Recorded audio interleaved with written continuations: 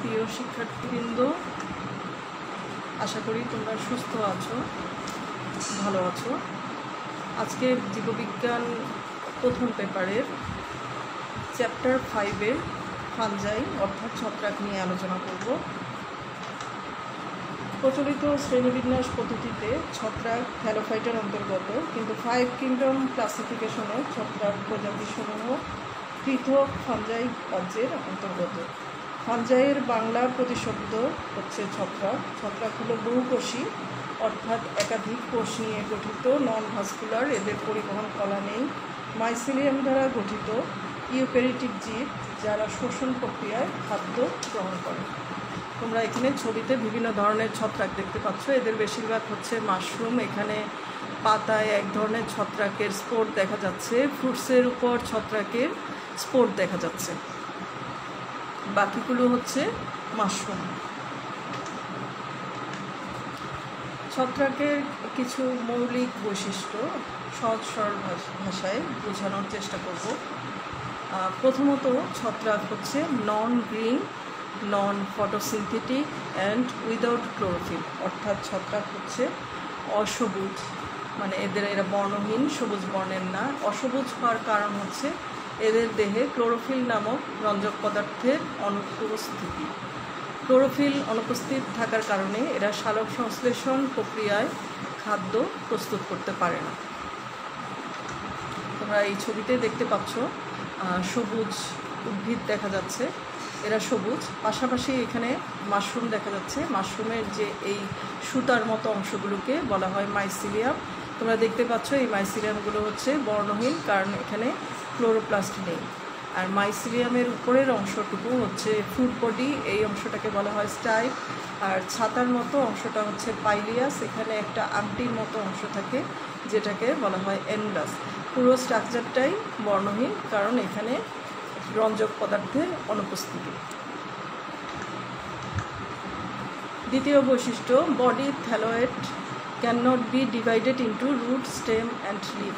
যে সমস্ত জীবদেহ মূল, কাণ্ড, পাতায় বিভক্ত নয়, এদেরকে বলা হয় থ্যালোয়েড। এখানে তোমরা একটা ছত্রাকের স্ট্রাকচার দেখতে পাচ্ছ, পাশাপাশি একটা উচ্চতর উদ্ভিদ দেখতে পাচ্ছ। উচ্চতর উদ্ভিদে এখানে কাণ্ড, পাতা এবং মাটির নিচে রয়েছে মূল। পাশাপাশি ছত্রাকের যে অংশটুকু, এগুলো পুরোটাই হচ্ছে মাইসিলিয়াম। এই ধরনের মাইসিলিয়াম যেগুলো অ্যাবজর্পশন করে, ফুড অ্যাবজর্ব করে, এদেরকে বলা হয় রাইজয়েড। আর এখানে একটু পুরু মাইসিলিয়াম, এটাকে বলা হয় স্টোলন। খারাপভাবে কিছু মাইসিলিয়াম বেড়ে উঠেছে, এরা হচ্ছে স্পোরাঞ্জিওফোর। এবং স্পোরাঞ্জিওফোরের মাথায় যে রাউন্ড স্ট্রাকচার দেখতে পাচ্ছ, এটা স্পোরাঞ্জিয়াম। স্পোরাঞ্জিয়াম থেকে স্পোর তৈরি হচ্ছে এবং স্পোরের মাধ্যমে ছত্রাকের বংশবৃদ্ধি হয়। তৃতীয় বৈশিষ্ট্য, ছত্রাক হচ্ছে স্যাপ্রোফাইট প্যারাসাইট অর সিম্বায়োট।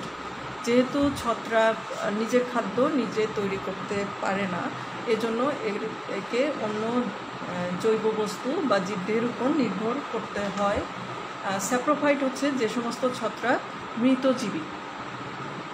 তোমরা এখানে একটা মৃতজীবী ছত্রাক দেখতে পাচ্ছ। মৃতজীবী ছত্রাক পাউরুটি, ফ্রুটস, কাঠ বা গোবর যে কোনো জৈব বস্তুর উপর জন্মাতে পারে।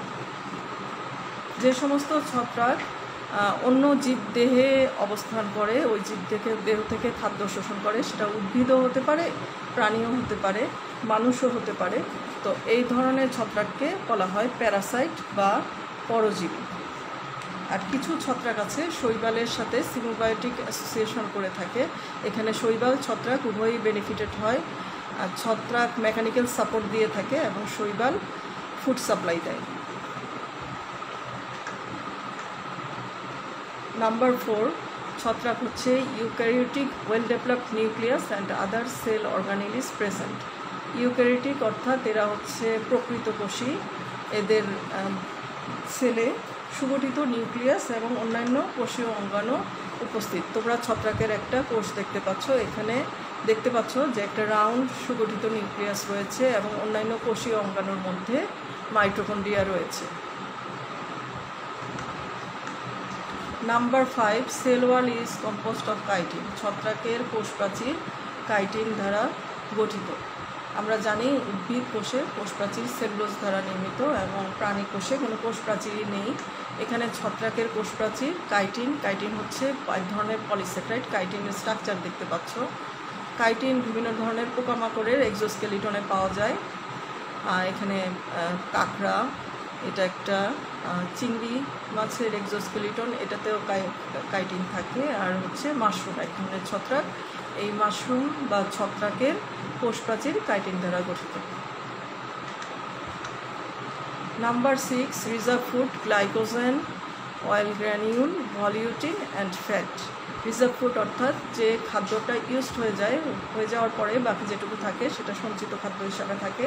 প্রাণী দেহে এটা গ্লাইকোজেন হিসাবে লিভারে থাকে। উদ্ভিদ দেহে এটা স্টার্চ হিসাবে বীজে বা ফ্রুটে থাকে বা অন্য অংশেও থাকতে পারে। ছত্রাকের ক্ষেত্রে রিজার্ভ ফুড হচ্ছে গ্লাইকোজেন, অয়েল গ্র্যানিউল এবং ভলিউটিন। ছত্রাকের কোষে তোমরা দেখতে পাচ্ছ যে গ্লাইকোজেন হচ্ছে এক ধরনের স্টোরেজ পলিস্যাকারাইড। এছাড়া অয়েল ড্রপলেট, এটা লিপিড। আর ভলিউটিন হচ্ছে ভ্যাকিউল বা কোষ গহ্বরের মধ্যে যে সঞ্চিত খাদ্য থাকে। নাম্বার 7, ছত্রাক হচ্ছে নন ভাস্কুলার অর্থাৎ ছত্রাকের পরিবহন কলা নেই।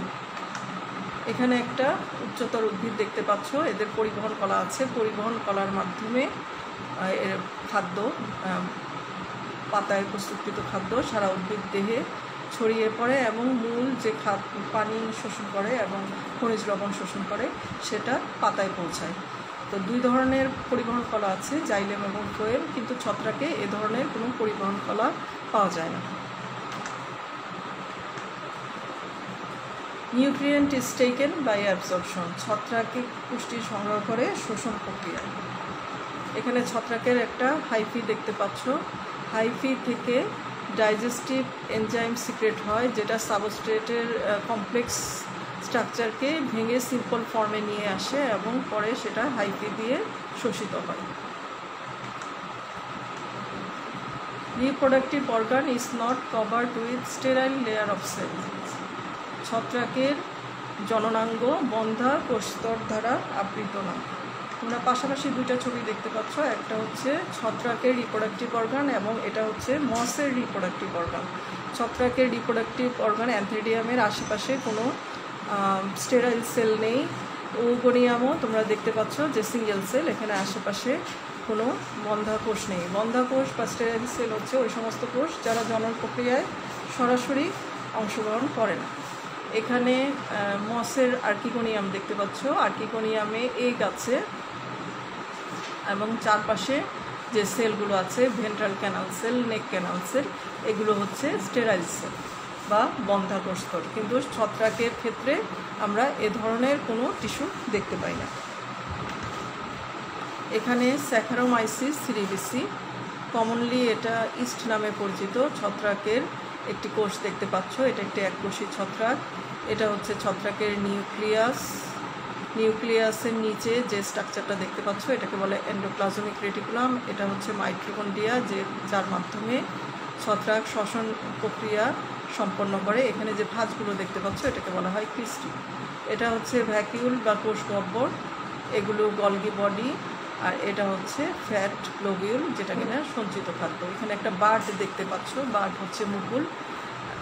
স্যাকারোমাইসিস মুকুলোদ্গম প্রক্রিয়ায় বংশবৃদ্ধি করে।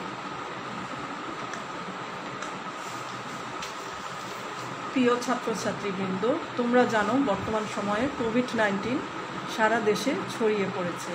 এ থেকে মুক্তির একমাত্র উপায় হচ্ছে সচেতনতা। তোমরা ঘরে থাকো, হাত পরিষ্কার রাখো, সোশ্যাল ডিস্টেন্সিং মেনটেন করো। তোমাদের জন্য অনেক অনেক শুভকামনা।